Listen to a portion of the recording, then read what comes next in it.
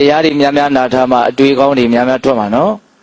ဒါကြောင့်မြတ်စွာဘုရားဒေသနာတွေကိုအများကြီးမှတ်ရမယ်အထူးသဖြင့်ပါမခောကျုပ်ဆိုတော့ဘုရားကြီးဟောတဲ့တရားဒေသနာတွေကိုအများကြီးမှတ်သားကြည့်သင့်တယ်နော်အစီအစဉ်တကြနော်ကြည်ကြည်ပြန့်ပြန့်နော်တရားတွေမထက်အောင်အများကြီးနာမှတ်သားဟုတ်လားအဲ့ဒါဆိုရင်မြတ်စွာဘုရားဒေသနာတွေကိုအများကြီးအချက်လက်စုံစုံကိုမှတ်သားထားတဲ့အခါမှာတစုံတစ်ခုတွေးပြီးဆိုရင်အဲ့ဒါတွေကနောက်ွယ်ကနေပြီးတော့လမ်းကြောင်းတက်အောင်အကျိုးကျေးဇူးမပြုနိုင်မိဘူးလားပြုနိုင်တယ်နော်တရားနာခြင်းရဲ့ဆွမ်းအားကိုကနာခြင်းတဲ့စိတ်ကလေးဒါကိုတန်ဖိုးထားပြီးတော့မျက်နှိုးတဲ့စိတ်ကလေးရှိဖို့သာလိုတာပါဒီခေတ်ကတရားနာခြင်းအရန်လွယ်ပါတယ်ဟုတ်လားကိုယ့်ရဲ့လက်ကင်ဖုံးထဲမှာထည့်ထားမယ်ဆိုရင်တော့အပုပ်ပေါင်းရာထောင်ချီပြီးတော့ထည့်ထားလို့ရတာပဲလေဟုတ်တယ်မဟုတ်လားဒါလေးနဲ့မပြတ်မပြတ်ကိုယ့်ရဲ့စိတ်ကိုနော်တရားဓာတ်ကလေးနော်မကင်းကွာအောင်လှုပ်ထားလို့မရဘူးလားရတယ်ဟုတ်ရဲ့လားအတော်ချင်းတို့ပိသက်ပေါင်းသူတော်တို့တော့ပြောနေတာကဘလို့အခြေအနေပဲတွေ့နေအဲ့ဒီတွေ့နေတဲ့အခြေအနေဟာကိုကသာနော်ယောနိတော်မနတိကာရရှိမယ်ဆိုလို့ရှိရင်အဲ့ဒါဟာကောင်းဖို့အတွက်တော့အများကြီးတွန်းအားမဖြစ်ဘူးလားဖြစ်တယ်နော်နောက်ကိုယ့်ရဲ့ခေါင်းထဲကမြင့်မြတ်တဲ့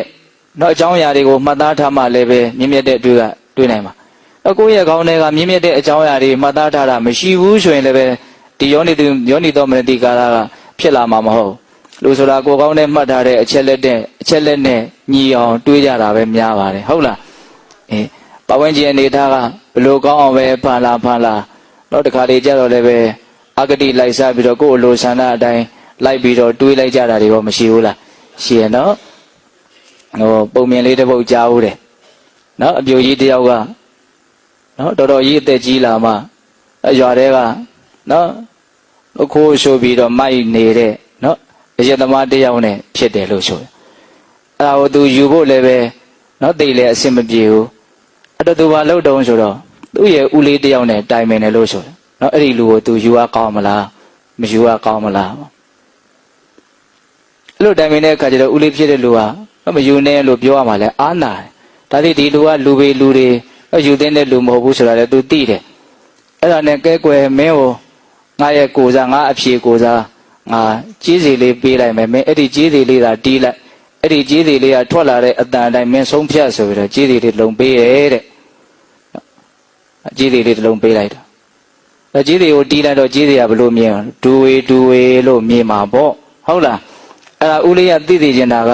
လူပေလူတွေလို့သိသိချင်တာဟုတ်လားလူပေလူတွေဆိုတော့ဘာလို့မယူနဲ့ပေါ့ဟုတ်လားအဲ့တော့ပြူကြီးဖြစ်တဲ့လူကဦးလေးပြန်သွားပြီဆိုတော့ကြီးသေးလေးတီးလိုက်တယ်ကြီးသေးလေးကဒူဝေလို့မြည်တယ်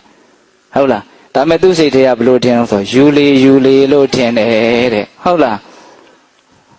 ဟောတကယ်ဟောထင်သေးချင်တာဘလို့ထင်သေးချင်တာလူပေလူတွေလို့ထင်သေးချင်တာဒါကဗမာပုံမြင်လေးတွေပါရမ်းစိတ်ဝင်စားတယ်ကောင်းတယ်ဟုတ်လားလူဆိုတာကိုတွေးကျင်လို့တွေးတာပဲဆိုတာလေးကိုပဲဦးဇင်းကအဲ့လိုလုပ်လိုက်ရင်အဲ့ဒီပုံမြင်လေးကိုတော်ပြီးတော့အမှတ်ရတယ်ဟောသိသေးချင်တာကတစ်မျိုးတရားသိသွားတာတစ်မျိုးဟုတ်လားတခါတလေကြောက်လေသဘာဝလောကကြီးကပြနေတာတစ်မျိုးကိုကမြင်တာတစ်မျိုးလွဲချော်တာတွေရောမရှိဘူးလားရှိရနော်ကြားသိကျင်တာကဘလို့ကြားသိညာလူပေလူတွေလို့ကြားသိကျင်တာကြားလိုက်တာဘလို့ကြားတော့ယူလေလို့ကြားတာတဲ့ကဲနော်ဒါဦးဇင်းတို့ဟိုတော့ဆရာကြီးလူတို့ဥလှရေးရဲ့အကြောင်းကံဒီမှာပုံမြင်များဆိုတာစာအုပ်တွေထဲမှာပါတယ်ဒီပုံမြင်လေးတွေဟုတ်လားတောက်ပါတော့အဲ့တော့ဘလို့အတွေ့အကြုံတွေပဲတွေ့ဘလို့အနေထားတွေပဲဖြစ်နောက်တခါဓမ္မတို့ဦးဇင်းတို့တွေအမှန်ကန်တဲ့အတွေးအမြင်တွေရဖို့ဆိုတာကကိုယ့်ရဲ့ခေါင်းထဲမှာငကိုကအလွန်ကောင်းမွန်တဲ့မှန်ကန်တဲ့နောက်ဒေသနာတွေတည်းဟူသောအချက်လက်ကောင်းတွေကိုထည့်ထားမိဖို့မလိုဘူးလားလိုတယ်ဟုတ်လား